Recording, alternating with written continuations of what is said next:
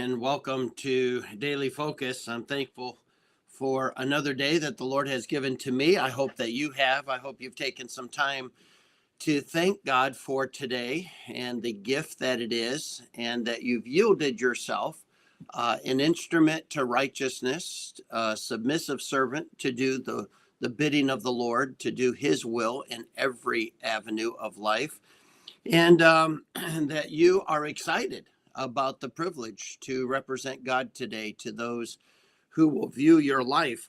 We're going to finish Psalm 25 today. And it says in verse number 15, "Mine eyes are ever toward the Lord, for he shall pluck my feet out of the net. Turn thee unto me and have mercy upon me. For I am desolate and afflicted. The troubles of my heart are enlarged. O bring thou me out of my distresses. Look upon mine afflictions and my pain, and forgive all my sins. Consider my enemies, for they are many, and they hate me with a cruel hatred. O keep my soul and deliver me. Let me not be ashamed, for I put my trust in thee. Let integrity and uprightness preserve me, for I wait on thee. Redeem Israel, O God, out of all his troubles." Well, this is a psalm where we are going to finish up. We've talked a lot about walking in step with God, listening to God, letting God have his way, making sure that we're teachable, letting the presence of God permeate our thoughts and our actions, and certainly affect our attitudes. And then we're going to conclude here with David asking the Lord to deliver him from his enemies. And so I've entitled this one, "Lord, Please Help Me." I don't know about you, but I have had very little times. I have experienced a few experiences, but I've had very little to do with dealing with people who truly hate me, and that they just want to destroy me. I don't know about your life. I have counseled people who were going through very ugly situations with a family, very ugly situations at a workplace. I've counseled a number of pastors who were going through very ugly situations in their church, and certainly when anger gives way to wrath and wrath gives way to malice, there is a deep-seated hatred that can come because of disagreement, because of disappointment, because of hurt or offense. And when people are in the midst of having that level of enemy who really seeks to destroy, um, really it's a very lonely place. And God says, I am there, and I will teach you in the path that you should go. I'll help you with the attitude that you should have, the outlook and the approach and the actions that should take place. I'll help you with all of that. But you have to walk with me, and you have to listen to me, and you have to know me, and you have to want what I am trying to accomplish. And so David is crying out here in this end of this chapter, "Lord, please help me in the midst of my struggle." It's interesting that there is obviously some type of trouble that David is facing. I don't know whether it's Saul who's trying to kill him, if it's Absalom who's trying to kill him, if it's Doeg that's trying to destroy him, or whether he's with the Philistines trying to get outside of his situation that he has created for himself.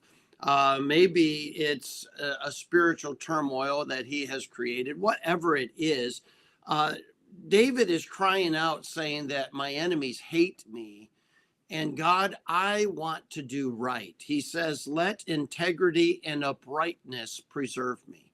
Help me to demonstrate character and uprightness. Don't let me fall prey to the depths of depravity that those who are pursuing me, those who are persecuting me, those who seek to destroy me, those who hate me, don't let me seek to the depths of how they function.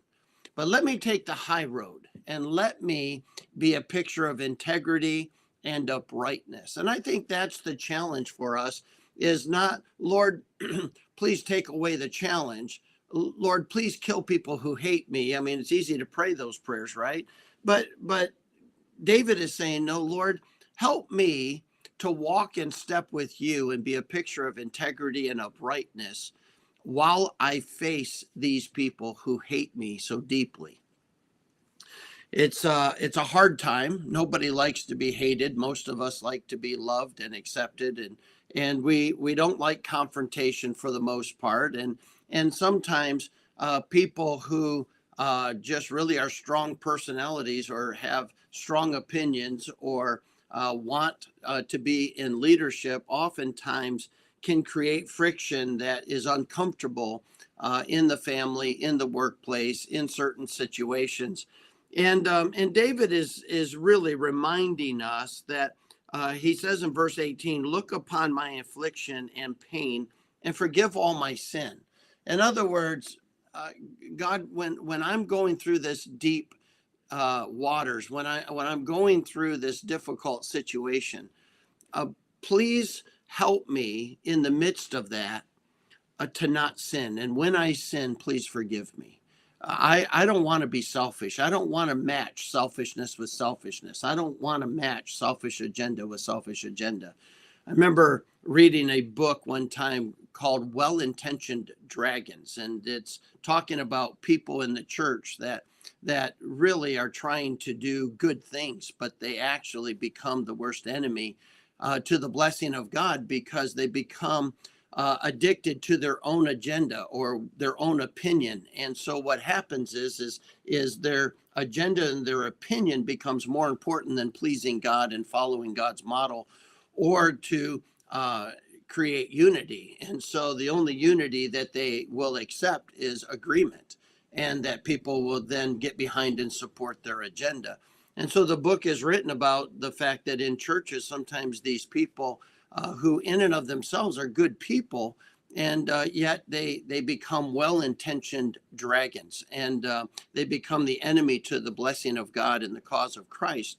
And I think here David is saying, you know what, when people that I've been close to, people that I love, people that I trust, people that rise up against me like Saul or Doeg or whoever, I think David is saying, you know, I don't want to lash out on them. I don't want to react to them. Lord, I don't want to sin. Please help me to take this difficult situation, this friction, this confrontation, this disagreement, and help me to be a picture of integrity and uprightness. Help me to do right under the pressure. And so I think that's the lesson today, is that we're not just crying out, Lord, please help me, but we're specifying, Lord, in the midst of this difficulty, help me to be a person of character, a person of righteousness, and help me to model Christ in the midst of it. And that can be our great challenge for today. May God bless you. I look forward to seeing you again tomorrow.